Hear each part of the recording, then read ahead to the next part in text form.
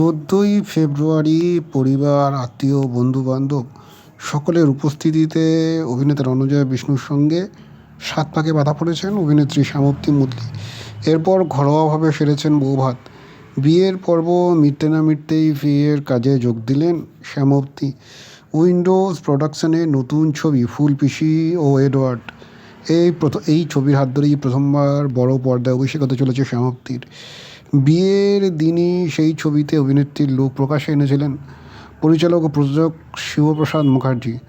ছাদনাতলায় বসার আগে শুভেচ্ছা বার্তাতে কনের লুকে ধরা দিয়েছিলেন শ্যামপ্তি। এবার বিয়ের এক সপ্তাহের মধ্যে সেই ছবিরই কাজে যোগ দিলেন অভিনেত্রী শ্যামপ্তি। 'ফুলপিসি এডওয়ার্ডের' শুটিং শেষ হয়ে গিয়েছে, আপাতত চলছে ডাবিং। বিয়ের কয়েকদিন আগেও ডাবিংয়ের কাজ করেছেন অভিনেত্রী।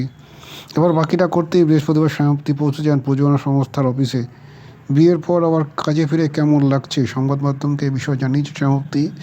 বিয়ের পর ভীষণ স্পেশাল একটা কাজ নিয়ে তিনি ফিরলেন।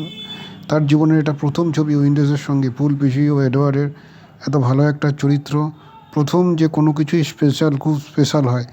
ডাবিংটা শেষ করি, ছবি মুক্তির জন্য অপেক্ষা করছি, সবার ফিডব্যাকের জন্য অপেক্ষা করছি। শুধু ব্যক্তিগত জীবনে নয়, এই সময়টা শ্যামপ্তির কাছে যেন পেশাগত জীবনে এক নতুন অধ্যায়ের সূচনা। 2025 সালের শেষ দিকেই উইন্ডোজের রজত জয়ন্তী উপলক্ষে শিবপ্রসাদ মুখার্জি ও নন্দিতা রায় তাদের নতুন ছবির ঘোষণা করেছিলেন, যার মধ্যে অন্যতম ছিল এই 'ফুলপিসি এডওয়ার্ড'।